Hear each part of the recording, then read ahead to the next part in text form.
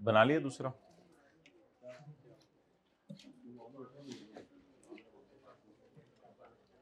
भाई आपको जो बातें कही जाती हैं वो याद करवा दिया करें।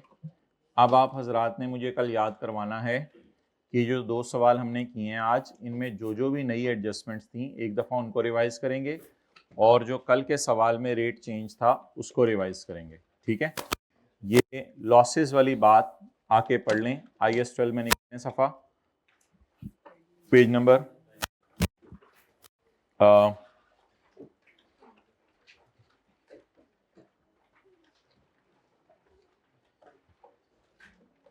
Page number 198।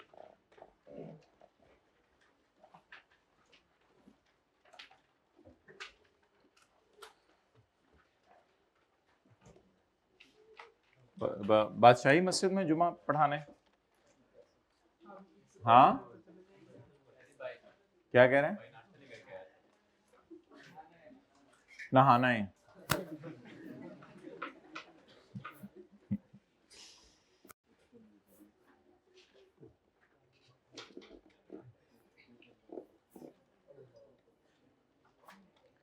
अच्छा, ये जब हमें पता हो ना ये इस तरह का सीन है, ये सब कुछ है, सारी ज़रूरतें पूरी करके बैठे हुए हैं, बीच में मेरा भी दिल चाहता था तब मैं ज़रा थोड़ा सा चक्कर लगाऊं, ये कर लूँ। अब आपके साथ सारी ज़रूरतें वगैरह पूरी।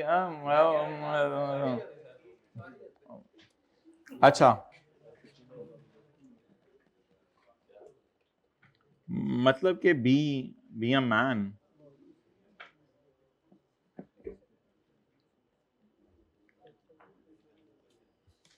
ओके, हाँ, बस यही जो इसमें से पढ़े, ये इसकी इंग्लिश पढ़ लें। बस काफ़ी है आज के लिए, मुझे भी पता चल गया। पेज 198। DTA बोलें, shall be recorded for carry forward of unused tax losses. Our DTA will be recorded, बोलें, our DTA will be for carry forward of unused losses. वैसे unused losses कितने थे? 50 के। कहते हैं उसका DTA बना लिया करो, क्योंकि फ्यूचर में आपको क्या आने की उम्मीद है? प्रॉफिट। अच्छा, ये अनयूज्ड टैक्स क्रेडिट्स भी होते हैं, इनको भी ब्रैकेट में ले लें। इफ का मतलब किसने बताया था क्लास में? आज आपने बताया था। अगर, अगर, जब नहीं, व्हेन नहीं लिखा हुआ, क्या लिखा हुआ है? इफ। कहते हैं आप एसेट बनाओ, लेकिन एसेट बनाने में अकाउंटेंट बड़े डरते हैं। एसेट कब बनाओ? If it is probable, but relax होकर पढ़ें। if it is probable that future profits, future taxable profits, if future accounting profits नहीं, if future taxable profits, if future taxable profits will be available in future, तब बनाओ, वरना ना बनाओ। कहते हैं वैसे एक बात बताऊं आपको, कहते हैं मैं अंदर की बात आने लगा हूं। कहते हैं मेरे ख्याल से तो जब लॉसेस आ जाए ना, तो फ्यूचर में प्रॉफिट आने ही नहीं होते। डेफर्ड टैक्स एसेट बनाए ना करो। कहते हैं बिजनेस आपका फारग हो गया, जाओ मरो, जाओ कहीं, सॉरी। तो कहते हैं बस ये फिर फारग हो गया आपका बिजनेस। कहते हैं मेरे ख्याल से बनाया ही ना करो। कहते हैं मैं तो कह रहा हूँ डेफर्ड टैक्स एसेट ही ना बनाया करो। However, the existence of losses is a strong सबूत that future profits may never be available. कहते हैं अब डूब रहा है ये। अब ये हाथ जो बाहर निकाल के दिखा रहे हैं ना, ये अब कोई बचाने नहीं आ रहा है, अंदर ही है हुण। कहते हैं अब कोई उम्मीद नहीं है। हाँ, स्विमिंग आपको आती कोई नहीं, और वो उसके बेचारे हाथ नजर आ रहे हैं, तो कहते हैं भाई ये है हुण। It is a strong evidence. कहते हैं लॉसेस आने लग जाए तो ये इस बात का सबूत होता है कि फ्यूचर में profit. Hence, it should only recognize deferred tax asset on those items only when there is evidence that future profits will be जब आपको बिल्कुल यकीन हो जाए फ्यूचर प्रॉफिट्स अवेलेबल है, कहते हैं फिर बनाओ। लेकिन पेपर में मेरा मशवरा है आप लोगों के लिए, अगर क्वेश्चन साइलेंट हो तो एज्यूम कर लीजिएगा फ्यूचर में प्रॉफिट्स अवेलेबल है। वैसे स्टैंडर्ड कहता है कि आमतौर पे लॉसेस आने लग जाए ना, तो मुझे नहीं लगता कि फ्यूचर में प्रॉफिट्स आने हैं। डन, आगे चलें। अच्छा, एक काम कहते हैं जरूर किया करें, वो हमने नहीं किया करना। वो कहते हैं हर साल के एंड पे जरा अंदाजा लगा लिया करो क्या आप प्रॉफिट्स आने की उम्मीद बन गई है या नहीं। फिर अगले साल के एंड पे अंदाजा लगाओ प्रॉफिट आने की उम्मीद बन गई है या नहीं। फिर अगले साल अंदाजा लगाओ प्रॉफिट आने की उम्मीद बन गई है या नहीं। हमने जो दोनों सवाल किए ना उनमें एकदम प्रॉफिट आ गए थे, लेकिन ऐसा भी हो सकता है फ्यूचर में प्रॉफिट ना आए। So at the end of each balance sheet an entity reassesses the unrecognised deferred tax asset.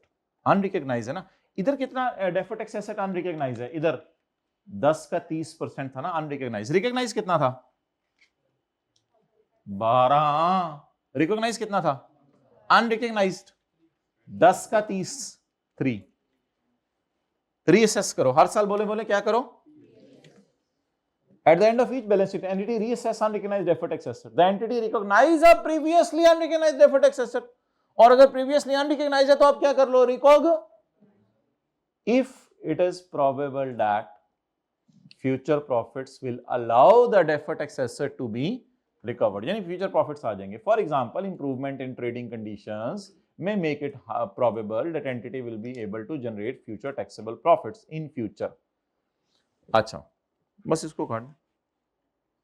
मिसाल के तौर पे फातिमा लिमिटेड कहती है कि मेरी 31 दिसंबर 18 की फाइनेंशियल स्टेटमेंट्स में लॉसेस आए हैं 60 के। लॉसेस कितने आए हैं 60 के, ये 60 50 के नीचे लिख रहा हूं मैं, 60 के लॉसेस आए हैं मुझे। The company losses are available for only 5 year, ये इसने नई लाइन डाली है। कहता है जिस मुल्क में ये है ना उस मुल्क में कानून है कि लॉसेस को माइनस कर सकते हो अगले 5 साल के प्रॉफिट्स में से, उसके बाद फिर लॉसेस को माइनस नहीं कर सकते। तो अब अगले 5 साल में आप सोचें प्रॉफिट आने या नहीं। The company expects that it is unlikely to use all losses हम माइनस नहीं कर सकेंगे, therefore it does not recognise a deferred tax asset. तो क्या किया होगा कंपनी ने, 40 की जगह क्या लिखा होगा 0, और एसेट कितना बनाया होगा। कहते कंपनी ने तो ये सोचा है, लेकिन 19 में क्या हुआ, और बोले 19 में क्या हुआ, the company restructures it business and it expects that this restructuring will result in up to only 50 million in next 5 years। ये असल में next 5 years से next 4 लिखना चाहिए था असूली तौर पे, क्योंकि अब तो 4 रह गया ना पीछे। तो चले अब थोड़ा सा शायद आईकेप से सवाल बनाने में मसला हो गया। आईकेप का सवाल है ये, therefore आप बताएं होगा क्या। मुझे जरा 2 वर्किंग कराएं। रीअसेसमेंट मैंने आपको नहीं पढ़ाई, अभी पढ़ा रहा हूं क्योंकि आसान कॉन्सेप्ट है रीअसेसमेंट।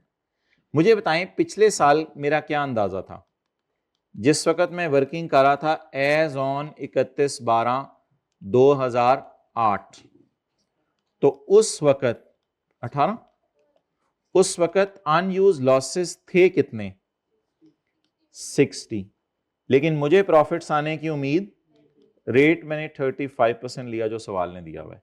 आप बताएं मैंने कितना डाला होगा इधर, carrying amount, tax base, difference tax, बोले कितना डाला होगा। Now I should reassess it, when I should reassess 2019। अच्छा मजे की बात सुने, 2019 में प्रॉफिट नहीं आए होंगे, वरना ये वैसे ही माइनस हो जाता। 2019 में प्रॉफिट नहीं आए होंगे। In 19 company restructuring and it is now expected that restructuring will result in future profits up to 50 million. Therefore the company shall record, वो मैं रिकॉर्ड करता हूं, इसका वाला छोड़ें, वो मैं रिकॉर्ड करता हूं। अभी भी लॉसेस 60 ही हैं, लॉसेस एफबीआर को 60 बताए हुए हैं, लेकिन रीअसेस करके मेरा ख्याल है कि आप फ्यूचर में कितने प्रॉफिट आ जाएंगे। क्या जवाब आ गया 17.5। नोट कर लें, it is called as reassessment। हर साल रीअसेस करें। अगर अब आपको उम्मीद है कि फ्यूचर में प्रॉफिट्स आएंगे तो जो डेफर्ड टैक्स एसेट नहीं बनाए हुए थे वो बनाना शुरू, और अगर अगले साल भी लॉस आ जाए, 1 मिनट, अगर अगले साल भी लॉस आ जाए तो फिर भी 60 वहीं खड़ा रहेगा। और बताएं ना, हाँ अगर अगले साल भी लॉस आ जाए तो 60 वहीं खड़ा रहेगा, लेकिन अगले साल हम बिजनेस को रीस्ट्रक्चर करके और रीस्ट्रक्चर कर लें और कहें अब तो मजे ही मजे हैं, फ्यूचर में 70-80 मिलियन के प्रॉफिट आने हैं। फिर बताएं कितना रह गया हुआ है अनरिकॉग्नाइज्ड, फिर तो 60 पूरे पे बनाए, फिर तो कोई मसला नहीं। 50 पे बना लिया, मैं 60 पे बनाए, डिफरेंस पी अकाउंट में खुद ही चला जाएगा। चलें ये बात कल कर दूंगा दोबारा, ये बात छोड़ें। पिछले साल रिकॉग्नाइज क्यों नहीं किया था, ये दो बातें हाईलाइट करें। पिछले साल रिकॉग्नाइज क्यों नहीं किया था, unlikely to utilise all losses. इस साल क्यों रिकॉग्नाइज किया, रीस्ट्रक्चरिंग विल रिजल्ट इन, ये दो लाइनों की वजह से सारी गेम डली है।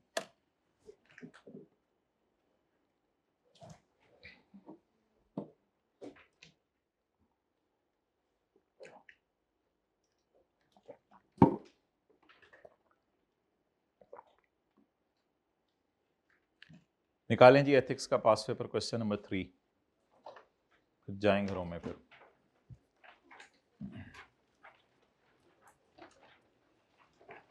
सो क्या करना है आज, होमवर्क कोई नहीं है, बस ये 2 सवाल दोबारा ट्राई कर लीजिएगा। ये सवाल वैसे मैं आपको ना भी कराता ना 70-80% हो जाने थे।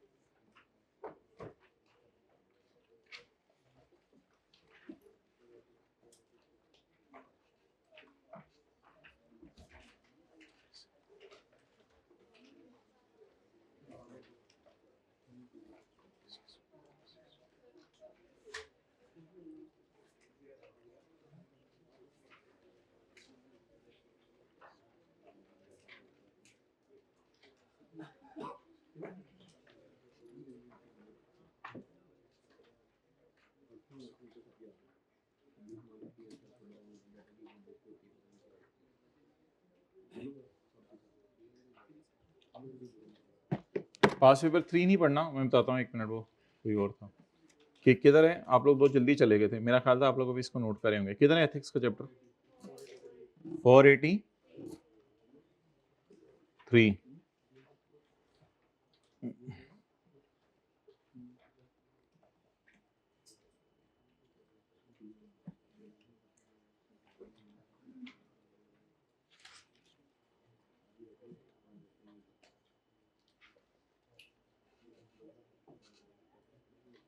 जी 484।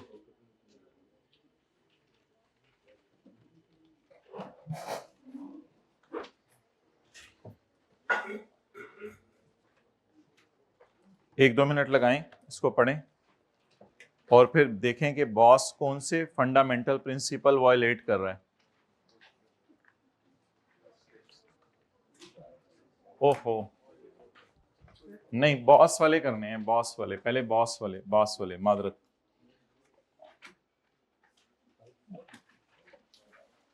Atif is a chartered accountant, has been working as manager accounts. Manager accounts आगे देखते हैं, फिर मैनेजर अकाउंट्स कौन सी पोस्ट है।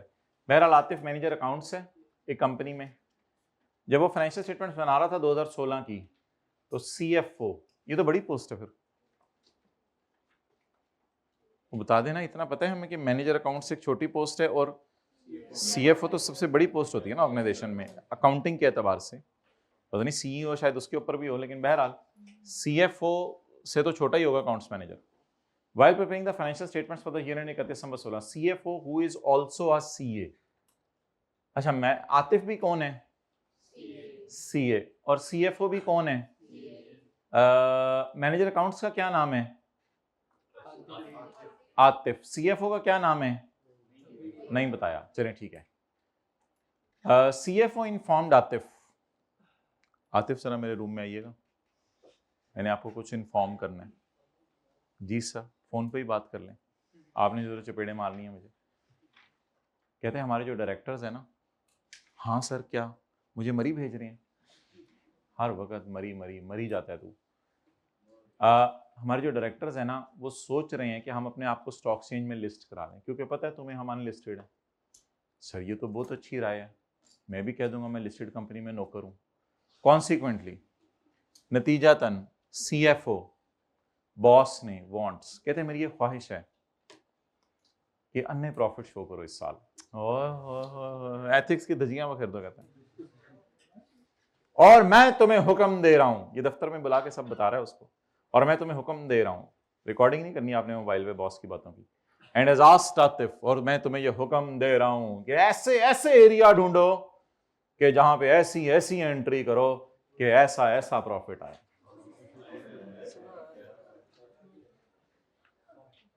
रुको, एक बात तुम्हारे लिए भी करनी थी। रुको रुको रुको, ठहरो। अगर हम लिस्ट हो गए तो सारे मैनेजर्स को बोनस मिलेगा, और याद रखना तुम भी एक मैनेजर हो। चलें जी, जाके सवाल की रिक्वायरमेंट पढ़ें, उसके 3 हिस्से करें जल्दी से। सवाल की रिक्वायरमेंट के 3 हिस्से करें और फंडामेंटल प्रिंसिपल खोलकर मुझे बताएं कौन कौन सा हिट हो रहा है फंडामेंटल, ताकि हम जल्दी जल्दी आज जो है वो देर से फारिग हो जाएं।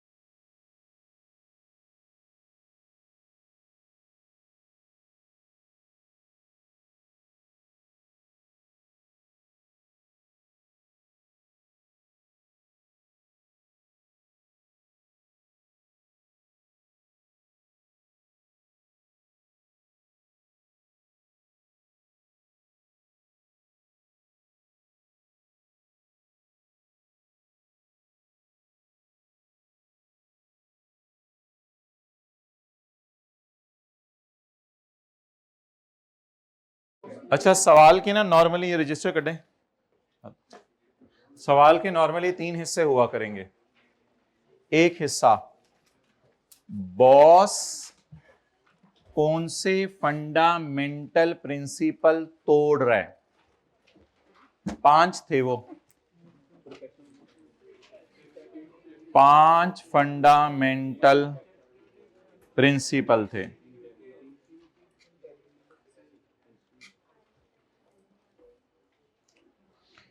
Integrity, objectivity, professional competence and due care, confidentiality और प्रोफेशनल बिहेवियर। बॉस कौन से फंडामेंटल प्रिंसिपल तोड़ है? मैं आपको 1-2 दिनों में एक समरी बताऊंगा कि बॉस अगर एम्प्लॉय को गलत जर्नल एंट्रीज करने को, गलत साइन करने को, गलत पेमेंट्स करने को कहे तो सिर्फ आपने पेपर में 3 फंडामेंटल प्रिंसिपल बॉस के लिए लिख के आने हैं। अभी लिखने की जरूरत नहीं, मैं लिखवाता हूं। बॉस में इंटेग्रिटी नहीं है, बॉस न्यूट्रल नहीं है क्योंकि उसका मकसद है स्टॉक एक्सचेंज में लिस्टिंग करवाना, बायस है उसमें। नहीं, प्रोफेशनली कॉम्पिटेंट है। बॉस ने कोई अकाउंटिंग ट्रीटमेंट गलत नहीं बताया। अकाउंटिंग ट्रीटमेंट अगर गलत था वो कहते हैं कि बस ऐसी जगह ढूंढो जहां से कोई हम 2 नंबरियां मारे और हैं। तो बॉस कॉन्फिडेंशियलिटी वाला मसला भी नहीं है। बॉस ऐसी हरकत कर रहे हैं जिससे प्रोफेशन के नाम पर धब्बा पड़ेगा। तो कितने फंडामेंटल प्रिंसिपल बॉस वायलेट करे? 3। अगला सवाल हुआ करेगा, पहला सवाल, सीएफओ कैसे तोड़े कोड ऑफ एथिक्स को? ये भी बताएं कि क्या खतरा है आतिफ को? खतरा, जब भी बॉस एम्प्लॉय को गलत काम करने को कहे, चाहे बॉस डोमिनेटिंग हो या ना हो, नेचुरली ये थ्रेट आप लोगों ने जरूर लिख के आया करना है। अभी लिखवाना शुरू करेंगे आपको। इस थ्रेट का नाम क्या होगा? समझे, सब लिखवाएंगे आपको भी। इंटिमिडिएशन थ्रेट के एम्प्लॉय फेस कर रहे खतरा। बॉस ने कोई ये तो नहीं कहा कि कोर्ट में जाके केस लड़ो और जाके हमें झूठ बोल बोल के सच्चा साबित करो। वो तो हमने पढ़ा था एडवोकेसी थ्रेट।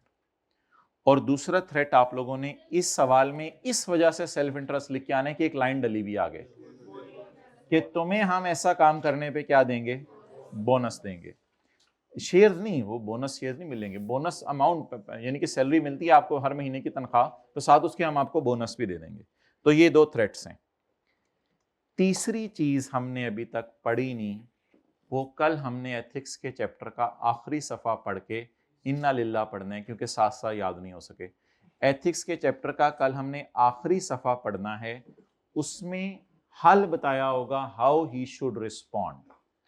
अब आतिफ क्या करे? हल बड़ा आसान सा है, वो हमने अभी नहीं पढ़ा, लेकिन आप बता दें हल क्या है। हल ये है कि अगर सीएफओ से कोई बड़ा है इदारे में, डायरेक्टर्स वगैरह, या कोई ऑर्गेनाइजेशन ने पॉलिसी बनाई हुई है ऐसी कि किस किस बंदे को शिकायत लगाई जाए, कुछ ऑर्गेनाइजेशन ने बनाई होती है पॉलिसी किस किस को शिकायत लगाई जाए, तो वो काम करें। मिसाल के तौर पे टीचर टीए को चपेड़े मार रहे, ये कर रहे, वो कर रहा है, और टीए चुप करके प्रिंसिपल रूम में, मतलब ऑर्गेनाइजेशन में कोई ऐसा शायद बंदा है जिसकी टीए की भी कोई सुन ले वहां पे। तो सिमिलरली अब बाईपास करना बहुत अजीब बात है, यानी जब टीचर को पता चलेगा तो तू प्रिंसिपल तक पहुंच गया, खतरे की बात है ये। लेकिन हल है कि अगर ऑर्गेनाइजेशंस में कोई ऐसा बंदा है जिसको लोग मानते हैं, फिर उसकी तरफ आप चले जाएं। और अगर कोई बात ऐसी ज्यादा परेशान कुन है तो हम ये कहा करेंगे आईकैप से मशवरा करें अब क्या करना है। फिर ये भी एक हल हुआ करेगा कि हम कहा करेंगे कि आप जो है किसी लॉयर से मशवरा कर लो। फिर एक ये भी हल हुआ करेगा कि आप रिजाइन कर दो, लेकिन वो सबसे आखिर में। फिर बच्चे सबसे पहले लिख के आते हैं, well I think you should resign and search for a new job. ये जो लोग हैं ना, ये इन लोगों ने आजकल लोगों का बेड़ा गर्क किया हुआ है। ये वो लोग हैं जो थोड़ा सा मसला है unfollow, left the group, family को छोड़ रहा हूं मैं घर से, ये वो लोग हैं। ये वो लोग जवाब दे के आते हैं, जो मसला है रिजाइन, मैं जा रहा हूं। ओके,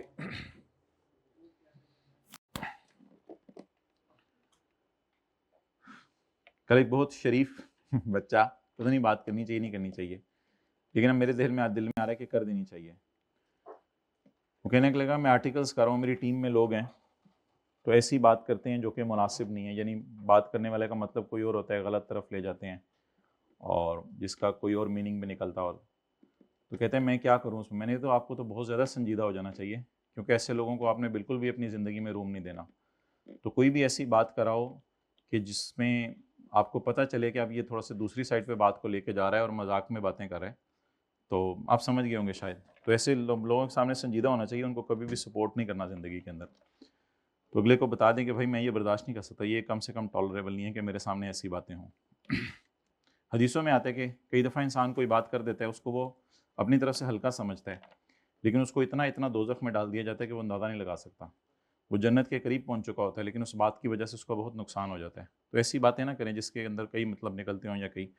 आतिफ से chartered accountant has been working as accounts manager. पहली हेडिंग दें, CFO is in breach of following fundamental principle. Fundamental principle ही मैं लिखवा सकूंगा, टाइम तो खत्म हो गया, बल्कि वो भी एक आधी लिखेंगे तो मुझे लगता है टाइम खत्म हो जाएगा। CFO is in breach of following fundamental, जुमा पढ़ के फिर आ जाइएगा। कल मैं हद होगी, मैं इतना आप लोगों के साथ तो नहीं करता ना। CFO is in breach of following fundamental principles. Saturday को ऑडिट की है क्लास? अच्छा ठहर जाओ, मैं इस तरह से पता करूंगा, फिर आपको बताऊंगा। आपसे सारी क्लासें हुआ करेंगे। ठीक है, तो फिर सैटरडे को तो फिर ऑब्वियसली फिर 4 बजे के बाद मिला करेंगे। CFO इज इन, अब यही हुआ करेगा ना, मतलब कोई इस दफा गुंजाइश आपको दे देते हैं कि हमारी मुलाकात सिर्फ घंटे की होगी, लेकिन नेक्स्ट टाइम से तो ये वाला ऑप्शन नहीं होगी, तो वो जो हर सेशन में 2 घंटे की क्लास सैटरडे को चलती है डबल, वो तो चला करेगी। अब हम कुछ कर नहीं सकते। CFO is in the breach of following fundamental principal, मैंने कहा था साथ साथ IAS 38 कर लो। CFO is in breach of following fundamental principles. Number one, ये तो कोई बात नहीं, मुझे भाई आपके क्रॉस लगाने से, आपके किसी मैसेज के आगे रोने वाली शक्ल बनाने से, ये तो कोई बात नहीं कहने से क्या फर्क पड़ेगा आईकैप को? मुझे बताएं, अब हम क्या करें? ये आईकैप एडजस्टमेंट नहीं डाल रहा होता था अनयूज्ड लॉसेस की। ये आईकैप ने कभी हिस्ट्री में टेस्ट नहीं की थी 40 और 50 वाली एडजस्टमेंट। आईकैप ने कभी लीज में कभी रेंटल मिस नहीं किया था। आईकैप के बड़ों ने कभी रेंटल मिस नहीं किया था। अब वो हर चीज के अंदर इतना घुसता जा रहा है। या तो फिर आप एक तरह कह रहे होते हैं हमें पास पेपर भी करवाएंगे, एडमिशन लेते हमें पास पेपर भी करवाएंगे। अरे करवाना शुरू करें, ज्यादा करवा रहे हैं, मुझे बहुत अजीब सी फीलिंग होती है। अच्छा, CFO is in breach of following fund, तो इस तरह ना बोला करें, वो हो कुछ नहीं सकता, आप लोग बर्दाश्त करें सेशन के एंड तक। CFO इज इन द, और कितने लोग शौक से पढ़ रहे हैं, बस सारा कर रहे हैं साथ साथ, और ये इन लोगों से बातें होनी है। CFO is in the breach, बाकी भी मोटिवेट हो जाए, motivate. CFO is in the breach of following fundament. Number 1, integrity. कुछ थोड़ी बहुत ही कम से कम पहली लाइन लिख के आइएगा। An accountant is required to be, लिखें, an accountant is required to be straightforward and honest in all professional and business relations। बस इतना काफी है, कम से कम ये लिख के आए। An accountant is required to be straightforward, hybrid में उनको उठा देना, लिखा जा रहा है, अच्छा लिखा जा रहा है, sorry. An accountant is required to be straightforward and honest in all professional and business relations। Here, ये पहली लाइन खुद ही लिख लीजिएगा घर में, मिसालें तो नहीं लिखनी ना। Here CFO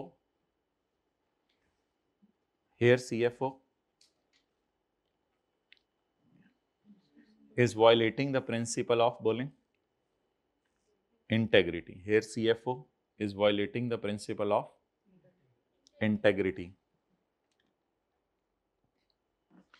अब इधर से आ जाए, सोशल स्टडीज की टीचर नहीं कहती थी बेटा सवाल के अंदर जवाब है, हमें नहीं मिला था आज तक।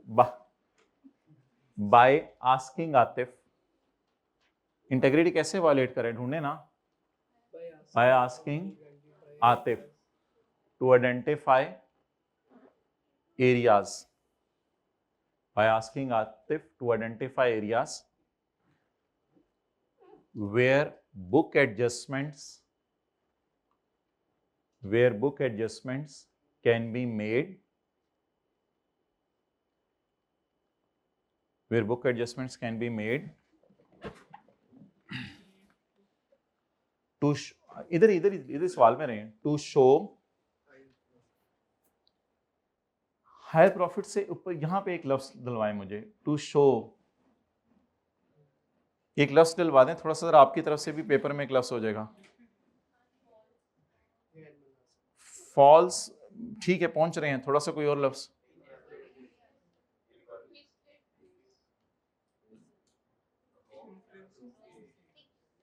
रॉन्ग हायर प्रॉफिट, ठीक है ये भी ठीक है। टू शो, जो मैं बोलना चाह रहा हूं, to show artificially higher profits, to show artificially, naturally show करने हैं या आर्टिफिशियली?